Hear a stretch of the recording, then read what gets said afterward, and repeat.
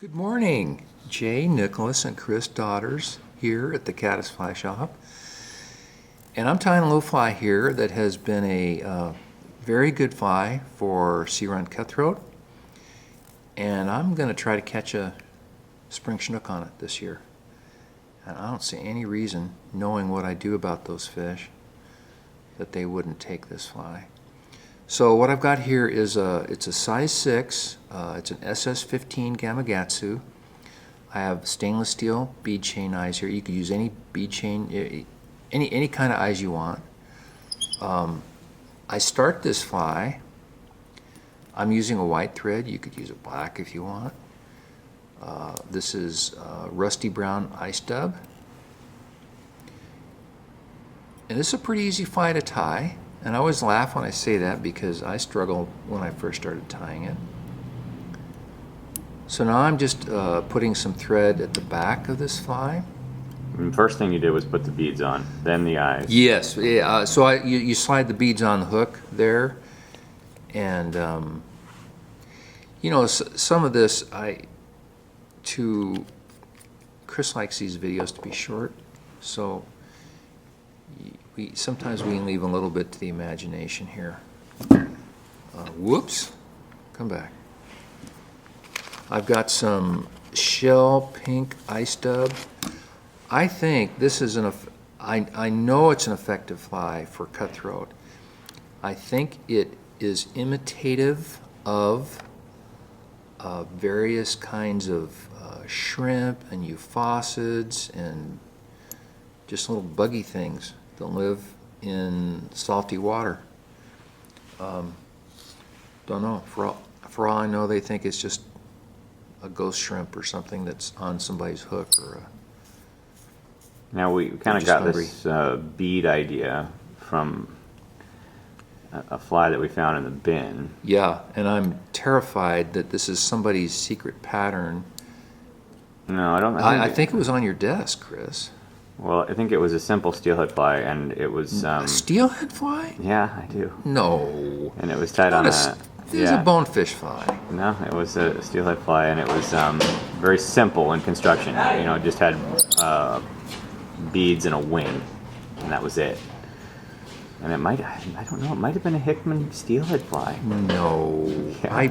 I'll bet you 25 cents it's not. Okay. It wasn't. I'll find out. I'll be talking to Jeff soon. So I'm gonna. I just put on.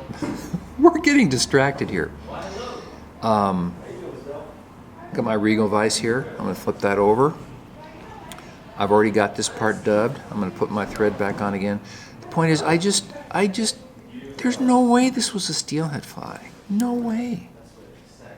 Maybe not, but it had the gist of it was the orange beads. Those were the influence that got you to create this shrimp-like thing. Well, no, I was actually not very impressed with it. I thought maybe this would be a bonefish fly, but well, it has that look to it.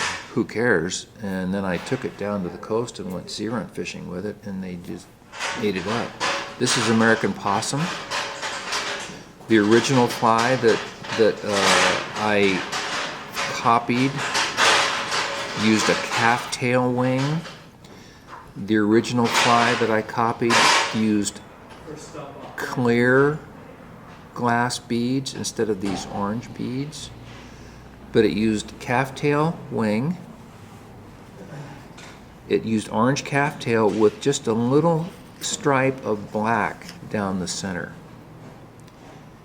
And anyway, the sea-runs really like the fly. So I came back and sometimes I tie this with chartreuse glass bead, green glass beads or clear. I can vary the color of the wing. The point is, there's something that's buggy enough about this. Buggy enough, shiny enough that the fish really like it. And the possum's great stuff too. I mean, it's this possum is real. I like it better than calf tail. I'm putting I just put a little bit of super glue there on my thread. The original fly copied, used black thread. I'm using a white thread.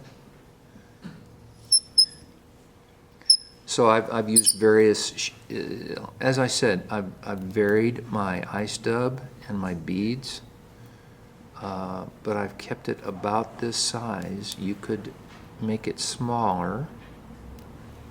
Put this, and it rides like this in the water column, not like this, but you can see it perhaps a little bit better that way.